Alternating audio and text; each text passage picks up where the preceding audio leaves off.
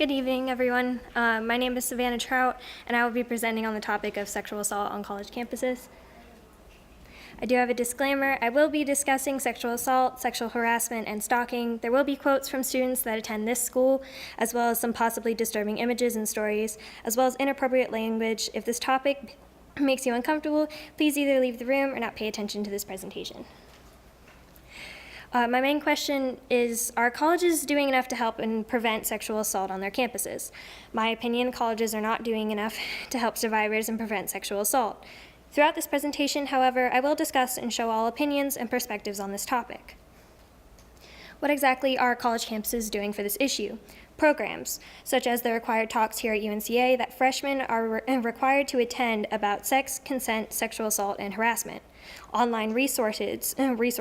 For example, UNCA's support page includes contact information to the Title IX Administrator, Health and Counseling Center, Hyan's House Sexual Assault Response Team, as well as off-campus resources and additional rights and resources. And lastly, spaced out emergency phones on campus. When looking at UNCA Asheville in particular, these seem to be the only precautions to help prevent and care for survivors. But is this enough? Women 18 to 24 are still at high risk for sexual assault and sexual violence on college campuses. 1 in 4 women and 1 in 16 men are sexually assaulted while attending college. Only 2% of rapists, including those who commit rapes that go unreported by the victim, ever serve prison time. More than 50% of college sexual assaults occur in August, September, October, or November, meaning students are at an increased risk during the first few months of their first and second semesters in college.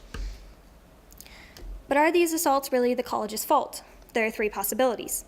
1, it is the college's fault due to not enough precautions, lenient to no punishments for previous perpetrators, and very slow reaction or action time taken to deal with the complaint or even investigate it, sometimes causing the complainant to drop the complaint or lead others to not want to report. 2, it is not the college's fault due to the Title IX Administrator working for the government and not the school directly. It is out of the college's control to an extent, or the perpetrator is solely at fault for the crime they committed, thus the school is in no way involved or at fault. Option 3, it is not the college's fault due to it being the survivor/victim's fault. What about Title IX? In April 2014, the White House released a list of 55 colleges and universities under federal investigation for possible violations of Title IX, the 1972 federal gender equality law that requires schools to investigate all reports of sexual assault. This map shows the colleges across the U.S., showing the states with the most open investigation being in Massachusetts with 6. What are some ways society and colleges can help stop this problem? The American Civil Liberties Union estimates that at least 95% of campus rapes in the U.S. go unreported. The stigma behind rape victims and the victim blaming/disbelief is a huge societal problem. Treat sexual assault as any other rule broken on a college campus. The cheating repercussions can lead to expulsion in some cases, though sexual assaults take months to even be investigated. The only 25% of reported assaults eventually result in an arrest. Make it a topic that is normal. To get help, talk about experiences freely without fear or repercussions or judgment. What are some examples of things that do not help to prevent this issue? According to a report from the American Association of University Women Education Foundation, surveying 2,036 enrolled college students, most say they sexually harassed others because they thought it was funny. Nearly 1/3 of them said they did it because they thought the person wanted sexual attention, and around 1/3 said they did it because it's just what people did. Student leaders at St. Mary's University participating in a chant that endorses sexual assault.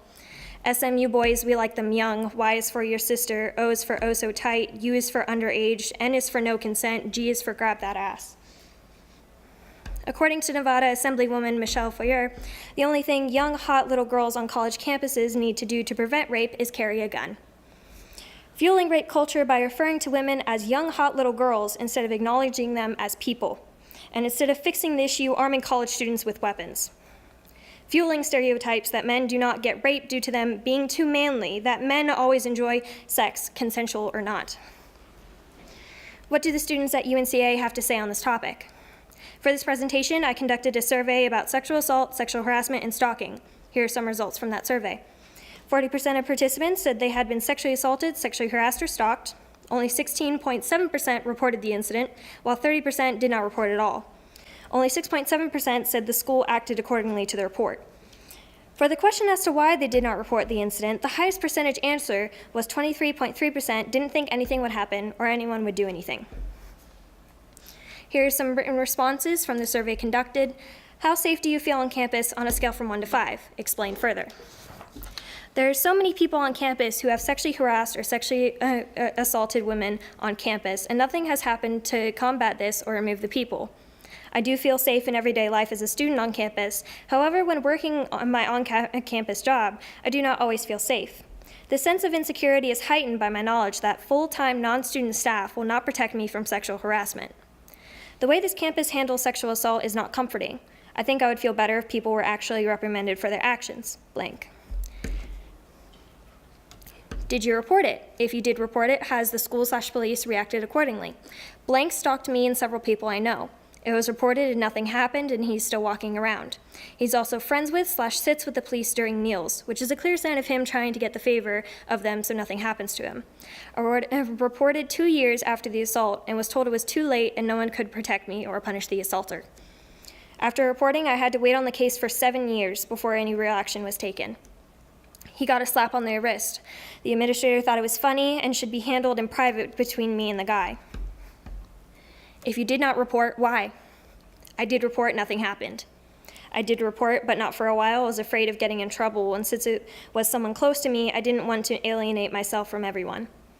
I felt as if it wasn't bad enough to be reported. Months later, I know I was wrong, but it's too late to do anything now.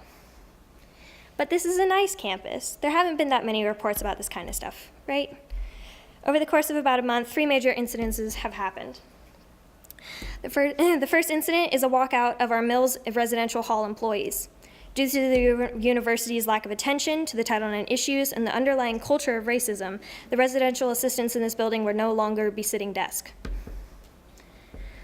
This is a statement regarding the UNC Asheville honorary degree process. Due to a lack of attention and action to the Title IX complaints and racism presented, the students staged a walkout during class time to protest. The Chancellor's office made this statement. We acknowledge the pain and suffering that comes with sexual harassment and abuse, and acknowledge that trauma can be lifelong and compounded when people and institutions knowingly or unknowingly fail to acknowledge the suffering of others. For this reason, we are committed to re-examining our honorary degree program to ensure its process is rooted in integrity and trust. And lastly, the Occupy the Quad protest that took place on April 12th. Occupy the Quad is a collective of students who want to bring to light the issues of Title IX mishaps, poor administration practices, the culture of racism, lack of resources for people dealing with mental health/disabilities, policy hypocrisy, and malpractices of campus police.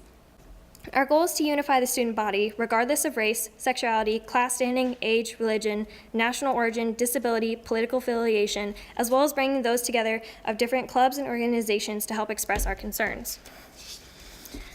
This peaceful protest called upon the administrators, the school, and the police department to open their eyes and do something to help the students they swore to protect. In conclusion, there are many ways to go about this problem, but there seems to be no improvement or action being done, especially on this campus. Students have held walkouts, protests, reported, and waited for help and change, but has yet to come. It is hard to change society and college campuses' ways of reaching to assaults and handling them. The only thing we can do is continue to fight for what is right and for the safety of students on this campus. So the question is, how are you going to make a difference in this community? Thank you. Any questions?